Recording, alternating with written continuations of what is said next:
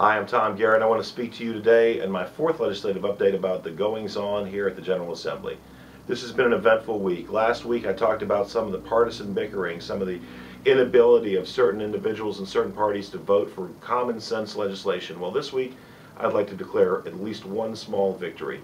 Senate Bill 791 was a bill that was born in concept following Bob McDonnell's review of the Virginia Department of Transportation, in which it was discovered that hundreds and hundreds of millions of dollars had been misappropriated or not spent, misallocated, or were simply lost between the proverbial seat cushions. When that happened, I was taken aback, and I thought literally the amount of money that we're dealing with was well over $100 per taxpayer in Virginia. And it was in a crisis area, that of transportation, and yet we couldn't account for it. And so I carried a bill last year that would have mandated that the Inspector General of the Commonwealth review each of the executive agencies at least on a quadrennial basis. A common sense measure that would mirror what's done in the business community to ensure that our tax dollars are being spent prudently and accounted for in totality, and that literally tens of millions, hundreds of millions of dollars weren't being lost between the Commonwealth seat cushions.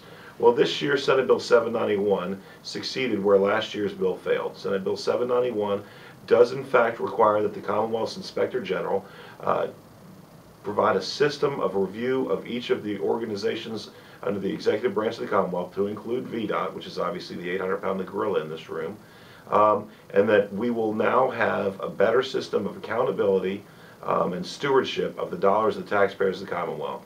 And that, my friends, is why we do this. That sort of thing makes it all worthwhile. It took 2 years, but the continuation of good policy, the evolution and working with the Commonwealth's new Inspector General, Mike Morehart, who's a spectacular Virginian and a real asset to the Commonwealth, we've been able to create a system wherein we'll better monitor how your tax dollars are spent.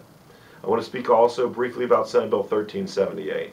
Senate Bill 1378 was brought to me by Governor McDonnell's team today because we can enter bills, the governor can enter bills at any time during the session if they have a patron who's a member of one of the bodies. And that bill would deal with ensuring that we have tough, common sense laws to deal with people who sell firearms or provide firearms to people who are otherwise illegally or would be otherwise illegally in possession of that firearm.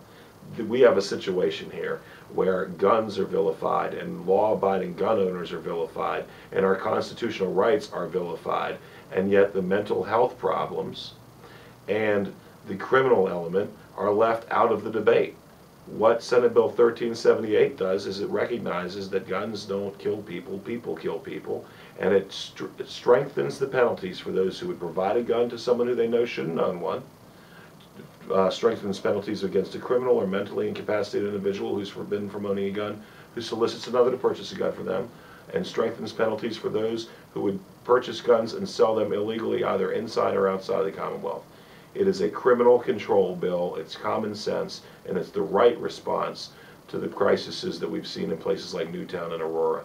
I'm going to keep on working hard for you here in Richmond. I encourage you to come down and visit. I love your feedback and comments, even sometimes when you don't agree with me. So please keep those coming in. It's my honor to serve you, and I look forward to seeing you next week. Thank you.